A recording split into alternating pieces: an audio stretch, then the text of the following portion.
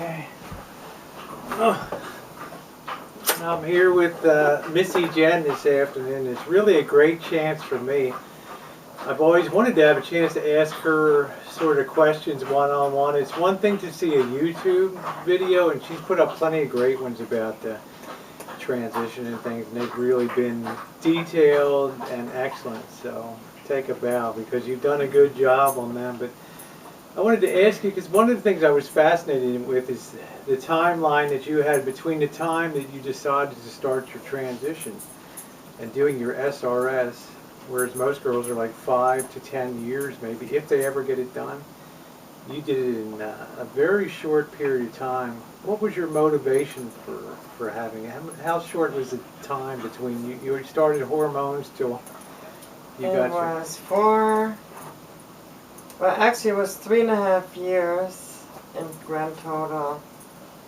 And my motivation was to get it done as fast as possible.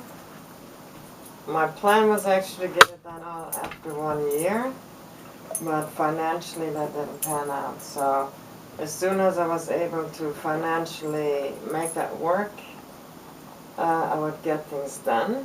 And it took a total of 3.5 years to have the money for SIS, and as soon as I was able to have that money ready, I got on the phone and set up SIS surgery and got her done. It's amazing. What did your therapist say about you as a patient for gender? Well, she said that I have been like a freight train on full steam, just blowing ahead from day one, unstoppable.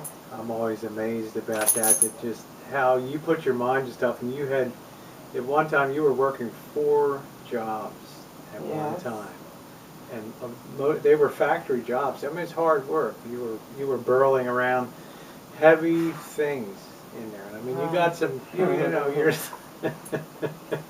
she's all girl, but she used to have some guns. It was hard duty, wasn't it? Some of that work. I mean, you'd come home and think, wow, I got to go to work tomorrow. It's Saturday, and then Sunday I'm working. So you were working 7 days a week to get things done. So whenever I worked 7 days a week. I worked in the cheese industry. I was a janitorial worker at night. Parts of the days that I didn't work at the cheese plant, I worked on the farm and in a huge dog kennel with like 150 dogs. Wow. So you had to, what, the feeding and the watering? So and all I did that? feeding, watering, picking up, cleaning out the kennels. I would, in the morning, drive tractor, mow fields and stuff. Come home, I would work at the dog kennel, and then at night I'd work janitorial in an office building, and I almost worked round clock. And then on the weekends I worked at the cheese plant. I mean, that's a lot of stuff. So what were you thinking in your mind with all these jobs? The sooner I get the SRS, the better? Or because you had to live too and pay bills and stuff. Well, so it's like you want to gather up as much money as possible. But and you must have denied yourself a lot of life too about it. You don't buy anything. Yeah. You don't buy anything that you would have bought normally.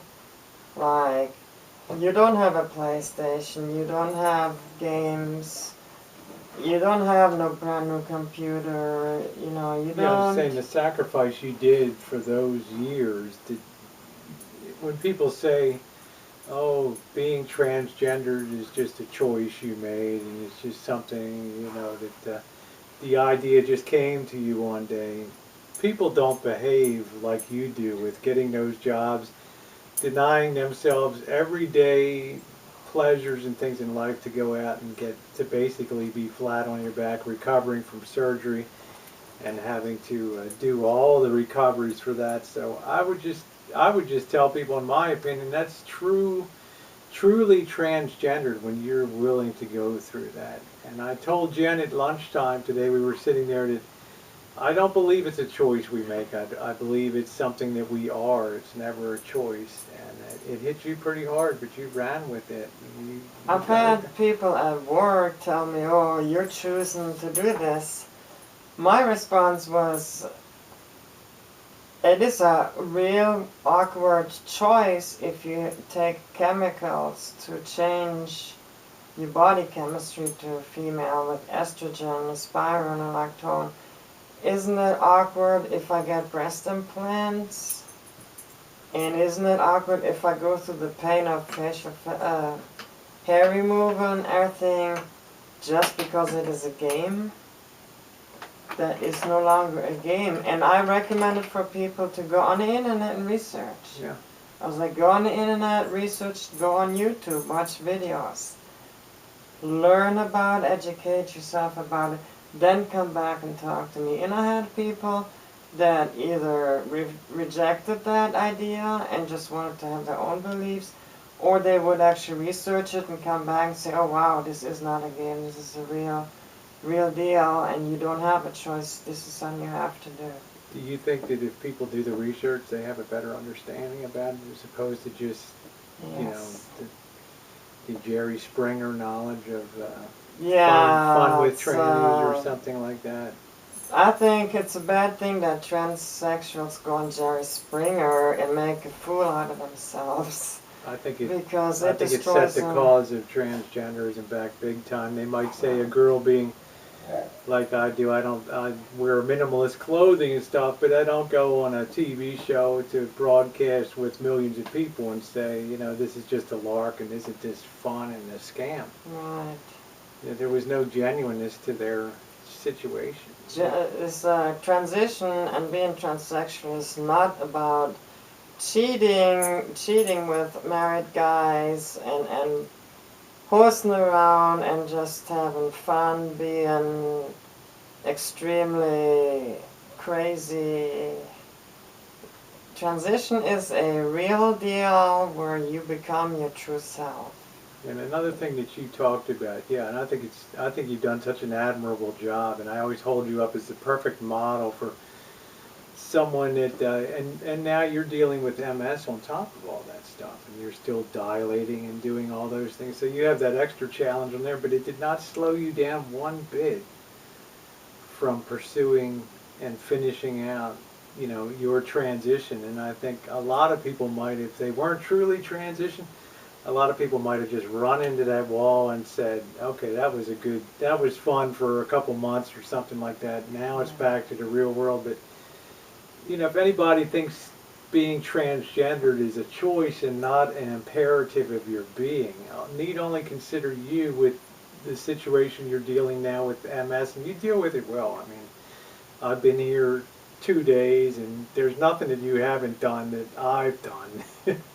Well, maybe, you know, but I'm saying generally, you've not slowed down one bit, because I think in your mind, you still want to do everything that you want to do, and you still keep on your transition schedule, your dilations and all that. And it's been a year and 2 weeks, right, since that. So that's, you know, it's not something that you do just for fun or for kicks and thrills. I mean, when you have to go through that dilation every day and start with the ones and twos. It's not fun, not fun. Yeah, and it's a commitment. But if you're truly transgender, which I believe you are and I believe myself to be, then it's something that you have to do for yourself. So I think that that's fantastic. You want to do your research first.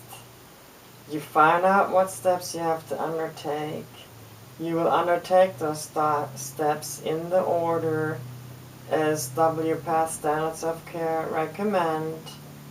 Then you will succeed. And my therapist always admired the fact that I did my research. I always knew exactly what I had to do, and I did what I had to do without thinking twice. Yeah, it's really impressive to me, and it's one of the most impressive things about you to me is that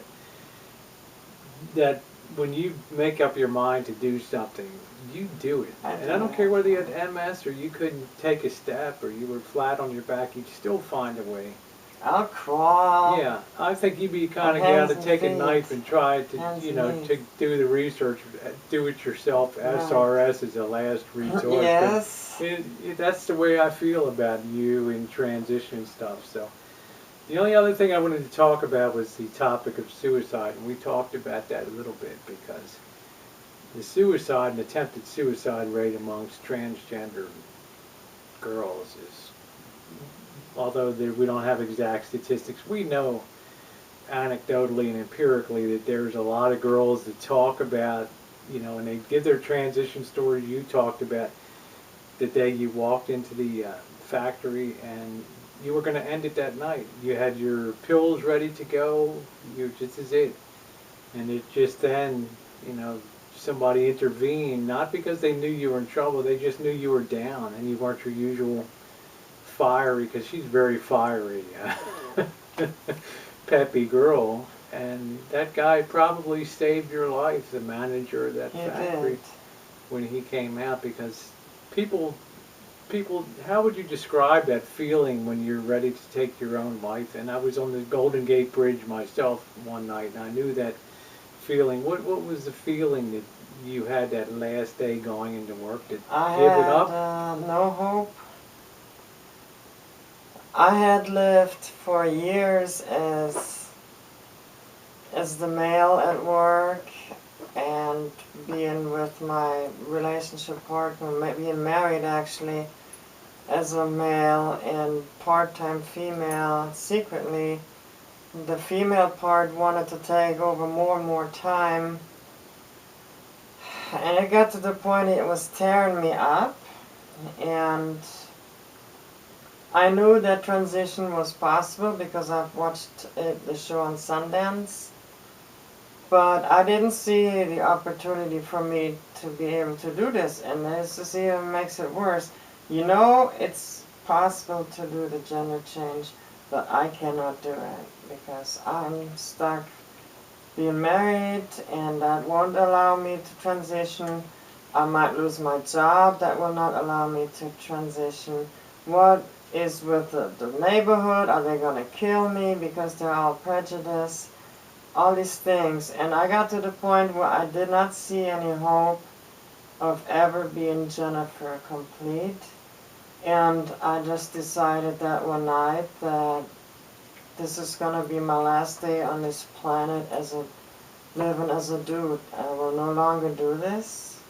If I can't be Jennifer, then I'm going to just die. And It was an amazing intervention that night. It just totally turned you around, didn't it? Because you were married, you had good jobs, you were making decent money, and your neighborhood, small town America, and all that. So you had a lot of forces that could potentially, you know, weigh you down like the ball and chain. So when you ended it, it'd be almost like a relief for you to be Right. free of this. But it's amazing. But it just shows you how life can turn on a dime, though. So what advice would you give to girls that feel like they're facing that sort of last day and they just want to pull the trigger or take the pills or jump or do something like that? What would you tell them that might give them pause to just I stop? think it's important to find that one person that you can fully trust,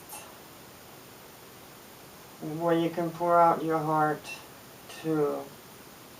And this person might then have suggestions for you on what you can do and how you can maybe change things to where transition becomes available to you. Yeah, my thing, it looked like you were like when I was transitioning and things. I felt like I had a battle on many fronts. Marriage, I had a battle on jobs, I had a battle with children and things like that.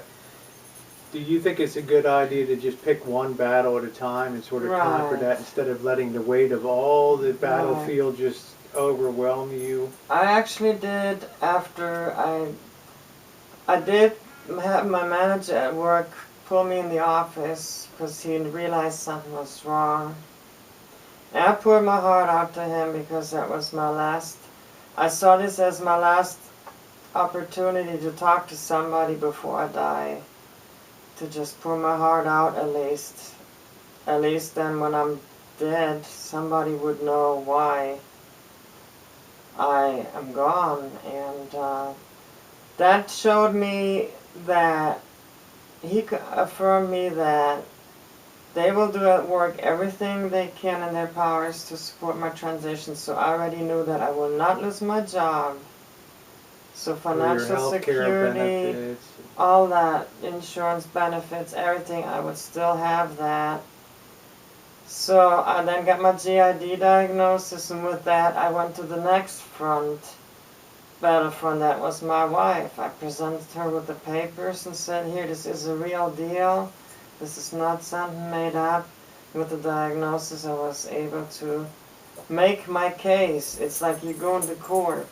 Yeah, you weren't going in just saying, I feel like this. You were going in and saying, I've been professionally diagnosed as having this, and I'm sorry that it is, but it is what it is. And of course, initially, you know, she had that sorrow and that dislike, but the important thing is that battle eventually got won because she's like your biggest supporter in life and stuff. So you can win these battles one at a time.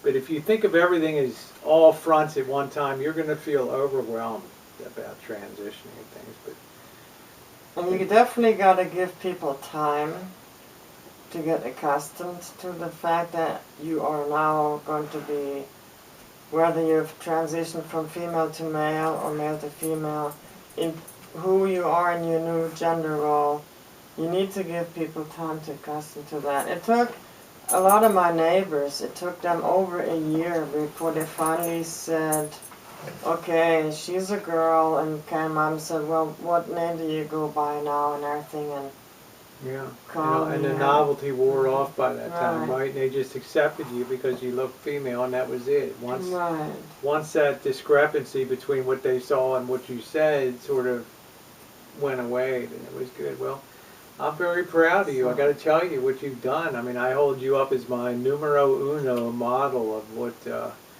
And she did all this, you know, basically when you were in your 30s and stuff. So you're still young. I mean, you're in your early 40s and to accomplished all this, I just think is incredible. So I want to make sure that your best years are ahead. That's for sure, because you know, you've been an inspiration to so many people on YouTube with your videos and things. So. Well, I want to just add on that time is a waste, and you never know what happens tomorrow or what happens tonight. You can wake up tomorrow and be handicapped and disabled, and your entire life will be toppled over. So do what you can do today. Don't wait till tomorrow. Yeah, because time is not on your side when you do these things, because especially if you have a true GID, you know, gender diagnosis. So if you can do something today, do it today. Don't say, I can just do that tomorrow. Because if you do that, I guarantee you tomorrow you will say the same thing. I'll do it tomorrow. You will wake up 10 years later and you'll go, wow, 10 years of, I do this tomorrow.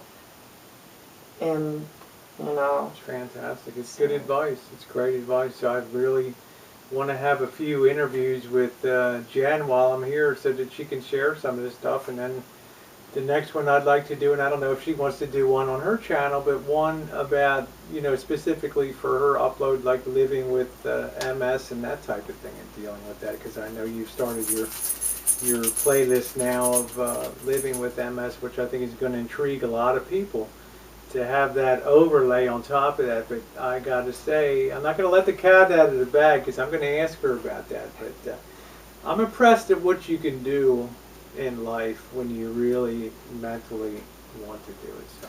There's an old saying I'm going to throw in to kind of give this the icing on the cake on this video. Where there is a will, there is a way. Yeah, she's living proof of that. So you're still chooching. So, all right. Thanks. Thanks, everyone.